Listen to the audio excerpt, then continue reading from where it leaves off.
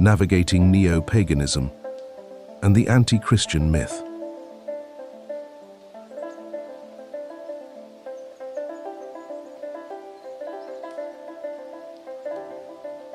I would like to begin foremost with a promise to the listener. Nowhere in this article will you hear a single criticism of paganism or pagan beliefs, for it is neither the aim nor the purpose of what is being conveyed. Neither will you hear a single criticism of Christianity. If the listener considers themselves to be either pagan or Catholic, then there is said nothing in this article that should cause them any offense, or otherwise be considered as disrespectful. And to the Catholic listener, I promise you I am not a Jesuit. To put it plainly, this article does offer strong criticisms against modernism, but nowhere does it criticize anything from antiquity.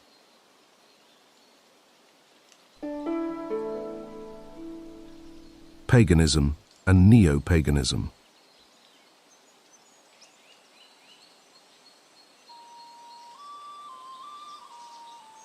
Nothing that is profound will ever be easily obtained. A simple understanding of anything, let alone religion, will always turn up wrong in the end. It is important to bear in mind that if anything from antiquity becomes popular again in broader culture, it is likely interwoven with many falsehoods in order to make it seem adjacent with modern customs and tastes. One example of this is the classicization of Thor, the red-bearded Germanic deity, in the painting Thor's Fight with the Giants by Swedish painter Martin Eskil Winge, which was painted in the late 19th century, a time when Roman and Greek traditions were far more in vogue than Germanic traditions. Does there even exist a relevant difference between paganism and neo-paganism, or are these terms simply interchangeable? Is neo-pagan nothing more than a derogatory slur, or might we take its meaning literally, new pagan? In any case, is it even possible to distinguish between the two, and if so, why does it even matter? We need not state the obvious distinction that neo-paganism most typically refers to paganism practiced in modern times. Aside from this mundane definition, arguably one of the most distinguishing characteristics of neo-paganism has become one of its foremost features, to the point of becoming a defining principle of the movement itself: the explicit rejection of and overt antagonism towards Christianity. The neo-pagan, often hailing from a Protestant majority nation or otherwise the descendant of anti-Catholic Protestants, is fervently anti-Christian. This can essentially be considered an exaggeration conceived out of the fact that historic pagans were anti-monotheistic, which is true. Pagans were effectively always resistant to abandoning polytheism.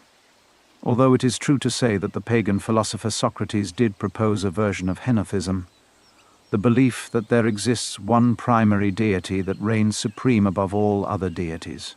By no means was this a commonly held belief among European pagans, and Socrates was eventually accused of impiety and later sentenced to death. However, inasmuch as resistance to monotheism is indeed historically true, we can likewise observe that historic pagans were not principally anti-Christ. The invocation of the Christ God, when offered by missionary priests without stipulation, was often welcomed by the pagans of yore. Here is one excerpt from Njál's saga, which offers us a glimpse of the plausible interactions that may have occurred between Catholic priests and devout pagans. Then it was said that there were 200 heathen men to meet them, and that a berserker was looked for to come thither, whose name was Otrig, and all were afraid of him. Of him such great things as these were said, that he feared neither fire nor sword.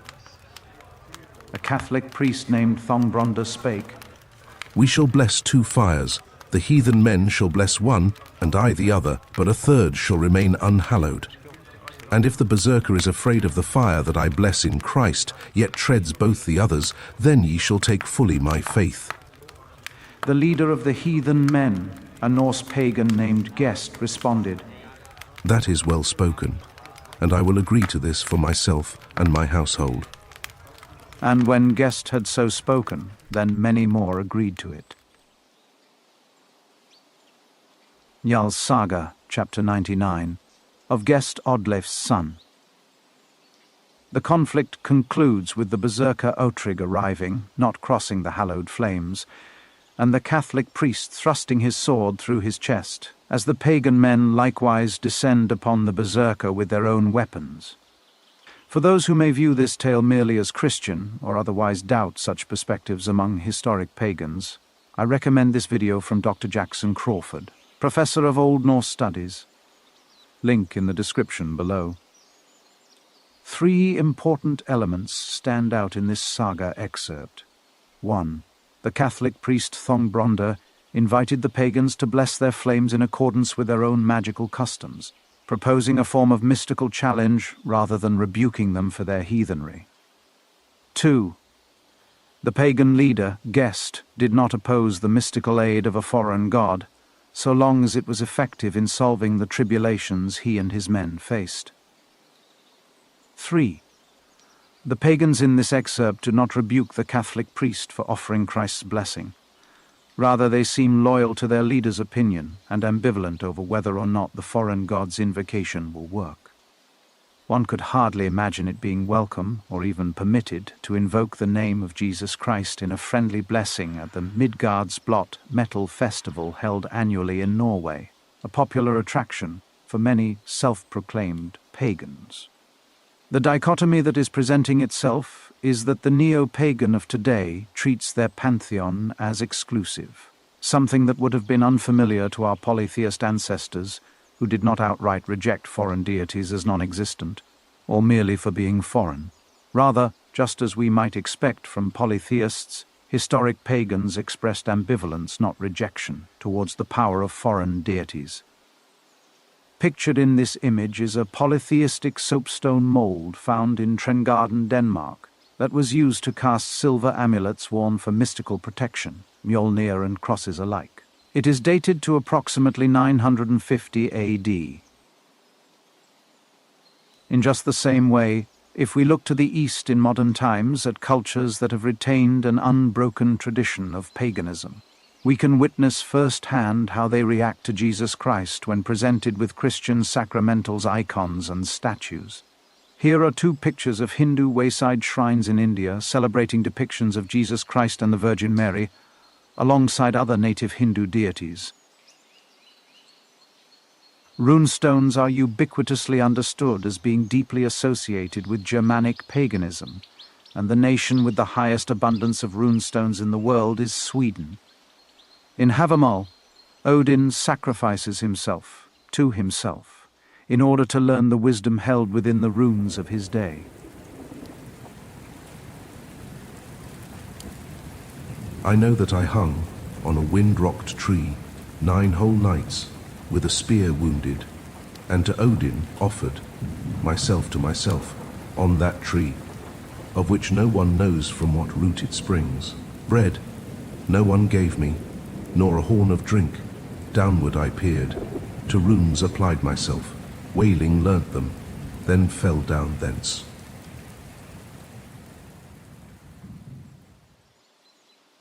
Havamal stanzas 140 to 141. Of the roughly 2,500 runestones recorded in Sweden, approximately 1,300 of them contain Christian elements, or roughly 52% of all runestones in Sweden. Does this mean that the majority of runestones in Sweden were erected by Christians? No, not necessarily. Many of those same runestones were likely erected by Norse pagans, whose polytheism did not inhibit them from invoking Christ for their own purpose. Where modern man reacts to foreign religions with agnosticism, ancient man reacted with syncretism, for those ancient people were fundamentally religious in ways that we in the West rarely are today. It cannot be emphasized enough that there is nothing less pagan than atheism, which is most certainly a modern affliction we inherit from the Enlightenment. Pictured in this photograph is a substantially large statue of Christ within the walls of a Hindu temple, arms outstretched, his neck adorned with Hindu mala or garlands, which the Hindu give as offerings to deities.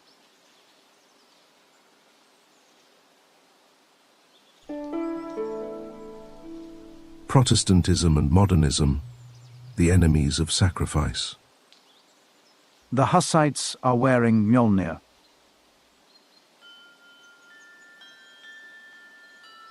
If the polytheistic pagans of ancient Europe were not so principally anti-Christian as is often believed, from where then do the neo-pagans we speak of inherit their anti-Christian principles? Surely we can conclude that, at the very least, our ancient pagan ancestors are proud of these neo-pagans for protesting the Christians, right? Pictured here is the reconstructed Fantoft Catholic stave church, a marvel of Old Norse architecture. The original stave church, built in 1150 AD, was burnt to ashes by Christian Varg Vikernes, a self-ascribed pagan. Taking into consideration all that we have outlined thus far, we must likewise take into account the world in which modern man is born. We live in a time fundamentally different than what our pagan ancestors had to contend with, where our ancient ancestors were focused on yielding a fruitful cycle of crop rotations and defending their family's honor. It is not uncommon today for us to be fired from our jobs for saying something politically insensitive on the internet, be it about the LGBT movement or free speech. But how did we find ourselves living in a society that defends such things as gay marriage and free expression? To say nothing of those wicked actors who profit from our societal downfall, fundamentally, these things trace their philosophical origins to the Enlightenment of the late 1600s.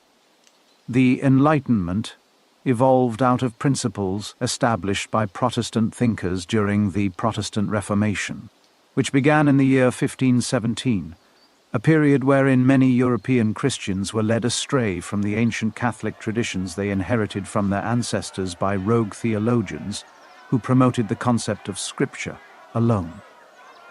This was the revolutionary concept that the only thing a person needed in order to faithfully abide by the Christian religion was their own individual interpretation of the biblical texts. Naturally, Enlightenment thinkers took this concept further by promoting societal ideals such as individual liberty, skepticism of authority, progressivism, scientific empiricism, democracy, secularism, natural rights, and equality. From all of this developed the philosophy of modernism as such, which arguably reached its tendrils as distantly as the eventual development of Marxism in Germany and England. In this image, from left to right, we observe Protestant iconoclasts destroying Catholic so-called idols in a Dutch print circa 1786, a church in Russia being demolished by Soviet communists circa 1930, and a destroyed stave church burned by neo-pagans circa 1992. The Catholic Church did what it could to combat the Protestant heresies as they spread, leading to countless battles and wars. It is worth mentioning that the notion that Protestants were merely fighting against corruption within the Church is greatly overstated, for the Catholic hierarchy itself dedicated an impressive amount of effort towards rooting out corruption within its own dioceses across the continent, which catalyzed as the Counter-Reformation. But without delving too deeply into early modern history, by the year 1900, the following European nations were majority Protestant: Norway, Sweden, Denmark, Iceland, Finland, England, Scotland, Wales, Germany or Prussia, Netherlands, Switzerland, Estonia, Latvia, and if we include the wider Anglosphere, the United States, Canada, Australia, New Zealand, South Africa, and the British Caribbean territories. Today, in the year 2025 AD, a significant number of these nations have drifted completely into atheism and liberalism. Is it any wonder that the spiritually starved peoples of these lands yearn for an ancient faith? Personally, I do not cast any stones your way, dear friends, for I ask plainly, how can any Catholic blame another for rejecting Protestantism? Indeed, you ought to reject it.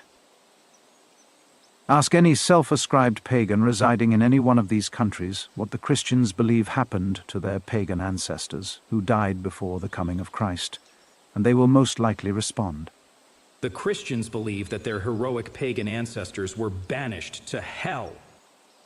However, this is a Protestant heresy, and never has it been the Christian interpretation, which upholds the teaching of invincible ignorance.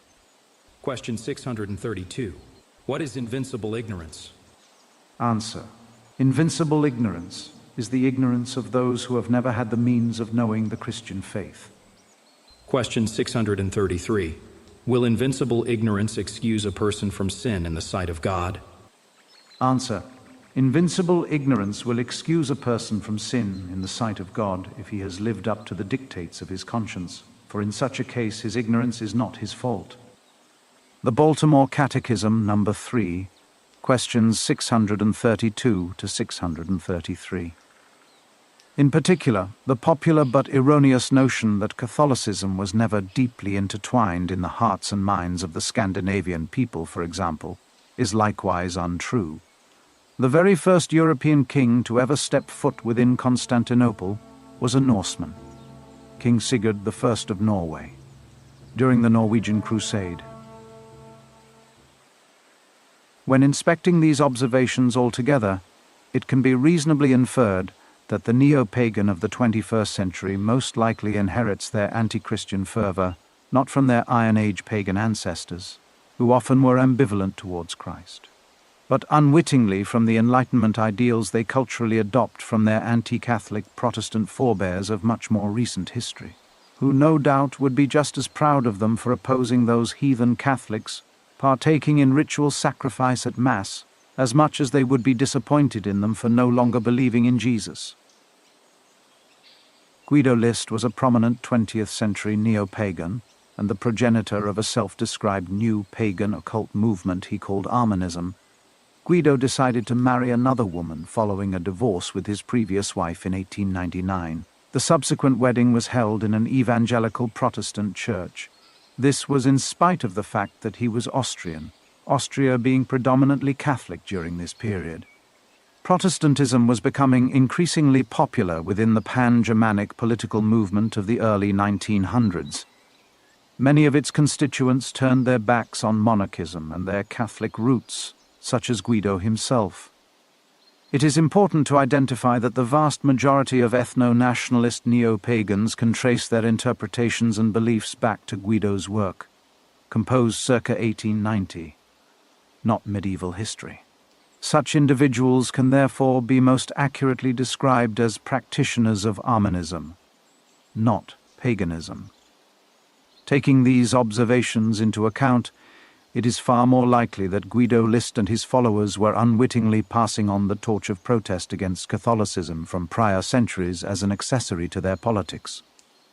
Rather than restoring ancient religious practices, Guido invented an alphabet of fictional pseudo-runes he called Amanan Futhak and attempted to submit a manuscript to the Imperial Academy of Sciences in Vienna. But the university rejected the manuscript and refused to have it published. Before continuing, the listener is encouraged to note that there is no evidence suggesting Guido List ever practiced animal sacrifice despite his occult hobbies. Pictured here, from left to right, is a simple comparison between a neo-pagan denouncing church in an Instagram post and an English Protestant advertisement denouncing papists or Catholics, circa 1713. But how can you argue that being anti-Christian developed from Protestantism when Protestants themselves are Christian? Rebelliousness is a cancer that only ever intensifies with time. When a 16th century Christian decides to protest the original church, his descendants will eventually protest the sacraments themselves, and that person's descendants the belief in Christ entirely. To neglect the sacraments within the Christian religion is to take the wind out of its sails. The vehicle of faith that carries that lineage will always inevitably come to a complete stop in due course, as we can now tragically observe in post-Protestant agnostic Scandinavia. But some Protestant Christians still believe in the sacraments, to say nothing of the invalidity of such sacraments. As we have just outlined, the rejection of other core tenets established within the original church will eventually lead to a gradual distancing of those Protestants from other core beliefs. This is why, At the beginning of the Protestant rebellion in the 1500s, there existed primarily only Lutheranism, Calvinism, Anglicanism, and Anabaptism. However, today there are an estimated 45,000 plus Protestant denominations, the largest of them being atheism itself, in my view. It is important to note here that the atheist movement in the West, which peaked in the early 2000s, likewise traces its fervent anti-Christian sentiments to the anti-Catholic Enlightenment. For atheists in the West invariably protest Christianity far more intensely than any other religion for this reason, despite having shed their once Protestant identity for total atheism, pointing out that a significant number of neo-pagans converted from atheism would be beating a dead horse. In this image we compare two pictures. The above is a picture taken at a Protestant worship service, and below a picture taken at a neo-folk concert performed by the band Heilung. Herein lies the greatest irony. It is hypothetical, I argue, that the Protestant ancestor of the modern neo-pagan is at least grateful that their descendant does not indulge in blood sacrifice like those, quote, heathen Catholics do when they consume the Eucharist at Mass. Alternatively, the pagan ancestor of the modern Catholic is at least grateful that their descendant still participates in a weekly blood sacrifice to receive the favor of a prominent god. It is unlikely that they would be empirically skeptical of the veracity of transubstantiation, the consecration of bread and wine into flesh and blood by a priest, for they themselves would not be unfamiliar with such mystical concepts, nor would they be subject to the same scientific empiricism that we are biased with today as modern people post-Enlightenment. Whatever the hypothetical case may be, it must be emphasized that it was blood sacrifice, not mere celebration, that truly rests at the heart of those ancient pagan religions. In a similar sense, the Eucharist in Christianity, believed to be the flesh and blood of Christ that Christians consume at Mass, is considered the source and summit of the Christian faith. Here we compare two pictures once again. Above, we see a Catholic priest elevating the Eucharist after it has been consecrated during Mass. Below, we see a gathering of Mari people bringing geese to be offered as a blood sacrifice. The Mari people, from the Mariel Republic, will line up to offer geese in a sacrificial ritual in accordance with their old pagan traditions. In the native religion of the Mari people, the goose is considered sacred, symbolizing various elements such as water, earth, and sky. In gatherings such as the one depicted, each family rushes forth with their own goose to offer as a sacrifice. Before offering the life and spirit of the animal, the Mari consider it crucial that each goose is calm and soothed, otherwise the good wishes behind the offering will be snuffed out and unfulfilled. In order to manage this successfully, the Mari caress each goose with a birch leaf that has been moistened with water and heated over a flame to act as a comforting blanket for the bird. In this image, we compare two sets of sacrificial offerings. I thought to carry out a simple experiment on Instagram, wherein I searched under both hashtags #pagansacrifice and #Hindu-sacrifice, respectively. In the image on the left, we can observe what is being offered by self-ascribed pagans for the midsummer ceremony, in this case, an apple, 2 glasses of mead, and possibly a sword. Alternatively, depicted in the image on the right, is the humble individual sacrifice offered by a single Hindu, featuring a living bird they have beheaded alongside various articles of food. The difference between the two offerings does not go unnoticed, most especially when we consider the importance of the midsummer holiday or holy day among pagans. If we are to take the devotion of these pagans at face value, I feel it would be remiss not to ask the obvious question: where are the animals? One stanza from Havamal is occasionally invoked by neo-pagans to excuse their abandonment of blood sacrifice and routine prayer, wherein Odin rebukes greediness in both. It is better not to pray at all than to pray for too much. Nothing will be given that you won't repay. It is better to sacrifice nothing than to offer too much. Odin carved this before the birth of humankind when he rose up and returned again.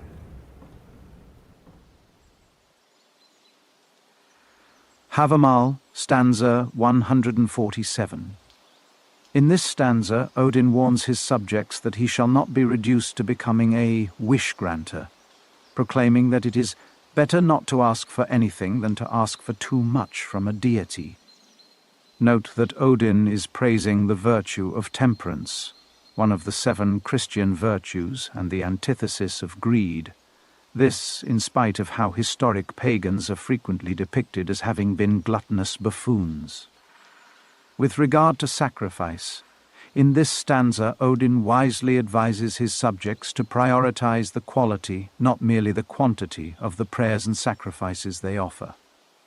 However, to interpret Odin in this stanza as pontificating that it is better his subjects not pray too much and not offer sacrifices of high value would be to misread the stanza entirely, for this interpretation would directly contradict the kinds of sacrifices historic pagans actually made to their deities. Further, I would invite anyone who holds such an interpretation to travel to the Mariel Republic and instruct the Marigis sacrificers that their offerings are too much. Pictured here is the Stentoften runestone, circa 500 to 700 AD, which reads, 9 bucks sacrificed, 9 stallions sacrificed. Hathawulfar gave fruitful year. I, master of the runes, conceal here runes of power.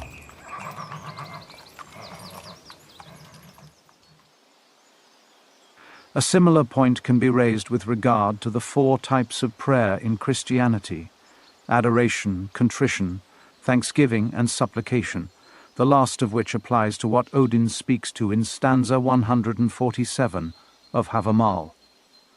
Prayers of supplication are prayers in which we ask to be supplied with the things for which we desire, and all the same in the Christian tradition. Only ever invoking Christ for prayers of supplication is considered misguided and improper. He is not a wish-granter, just as Odin warned his subjects in Havamal. In any case, on religiously significant days, not only were animals sacrificed in abundance by historic pagans, but horses in particular were offered.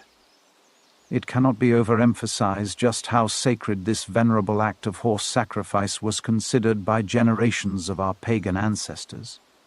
The mystical act of horse sacrifice rests at the very foundation of all European pagan religions.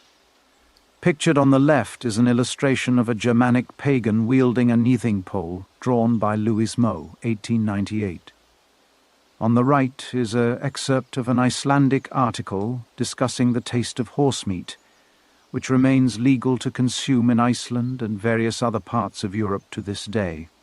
Horse sacrifice was so ubiquitous among the pagan faiths that we likewise find it mentioned as particularly sacred, unique among other forms of sacrifice, in the pages of the Rig Veda, the oldest of the 4 Vedas, and a text directly descended from the very same Proto-Indo-European religion that gave birth to all of the subsequent pagan denominations in Europe. To place this into perspective, the Rig Veda was likely composed orally between 1500 to 1200 BC.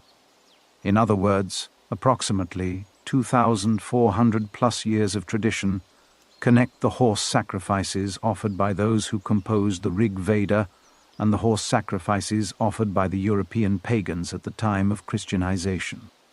And this does not even account for the amount of time this rite was practiced prior to the composition of the Rig Veda. The reason as to why neo-pagans have abandoned these most sacred rites of pagan religion, unlike their Hindu cousins in the East, is by no means difficult to understand. The concept of routinely slaughtering a variety of animals in cult worship not only runs up against a litany of legal issues in various Western countries, but is most certainly liable to get its practitioners on their local news channel, potentially persecuted in their careers, or otherwise persecuted by their neighbors and peers, to say nothing of the financial expense. But, inevitably, this raises yet another question. Since when has inconvenience prevented a person from practicing the sacred rites of their faith? There has been no shortage of persecution against Catholics over the past 2,000 years. But never has this prevented its adherents from holding hidden liturgies and receiving the Blessed Sacrament in secret, even, and often, under penalty of death. And when death came, they sooner embraced it than forsook their creed.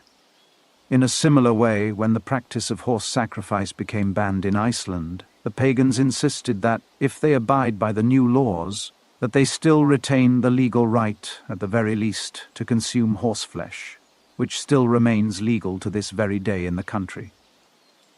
It is by no means inconceivable to imagine what a deeply convicted religious man would do in a circumstance in which the most sacred rites of his faith were illegal in his country, from legal campaigns to the creation of 501c3 non-profit organizations to the fundraising necessary to uphold his sacred rites.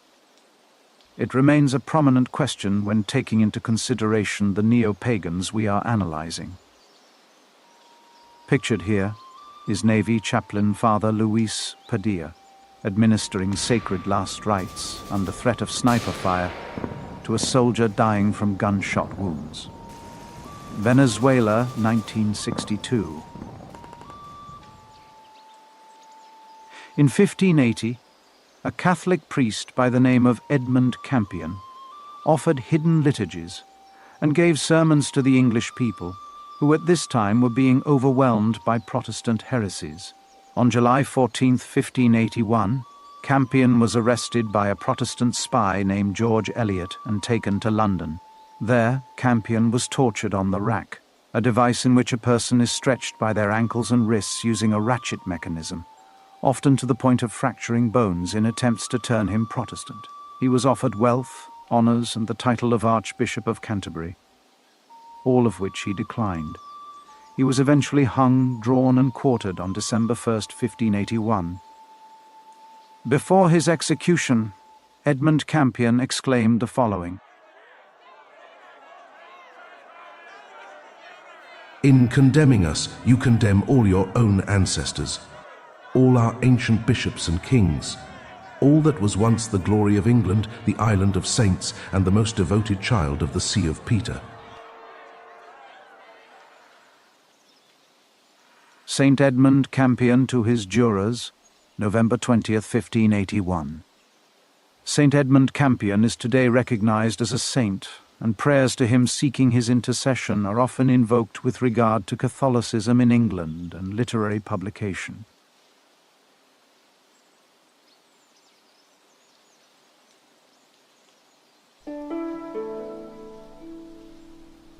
Art and culture.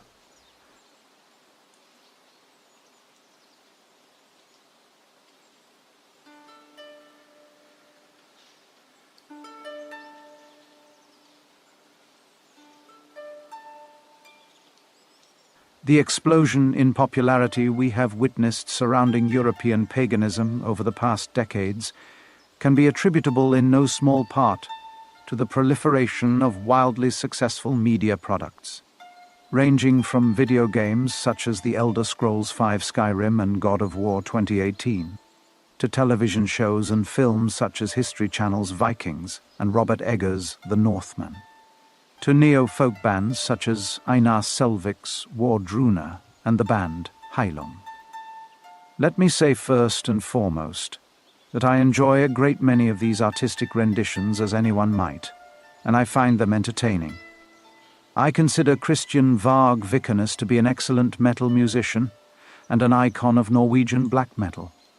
But when such things become inextricably admixed with religion, it suddenly bears criticizing the exorbitant amount of falsehoods and fictionalizations that are interwoven within all of these modern projects, most especially those that are often erroneously considered to be faithful reconstructions of the historic pagan past, such as the music of Heilung.